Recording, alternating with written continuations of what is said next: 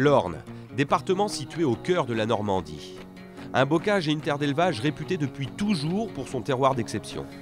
Louis XIV, déjà, l'avait choisi pour y installer le haras du Pin. Depuis ce temps, ces terres d'excellence ont maintes fois prouvé leur réputation. Elles ont vu naître les plus grands champions équins dans toutes les disciplines. Rien que cette année, ils se sont illustrés au plus haut niveau. Prince Gibraltar, lauréat du Critérium de Saint-Cloud, Storm of Saint-Ly dans le Ferdinand du Fort. Chez les trotteurs, Royal Dream décrochait le championnat du monde attelé, le prix d'Amérique. Autre montée, c'est Singalo qui cette fois faisait sensation dans le prix de Cornulier.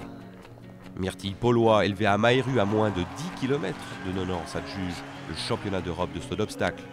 Et déjà l'an passé, Saunois, lui aussi pur produit de notre terroir, faisait les titres de tous les journaux après sa victoire dans le prix du Jockey Club. Flotilla, lauréate de la poule d'essai des pouliches à Longchamp, honorait quelque temps auparavant l'élevage français en s'imposant dans la Breeders' Cup Juvenile Philister sur le sol américain. Tous ces athlètes sont nés et ont été élevés à Nonant-le-Pin ou dans ses alentours.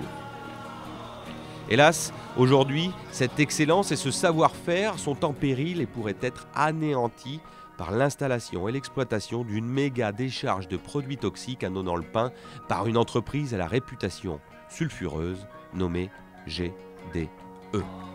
Pensez-vous vraiment que cette verrue au cœur de notre Normandie donne une bonne image aux milliers de Français et d'étrangers qui viendront aux Jeux équestres en 2014 ? Et au-delà de l'image, quoi penser des risques de pollution sur les nappes phréatiques présentes sous le site ?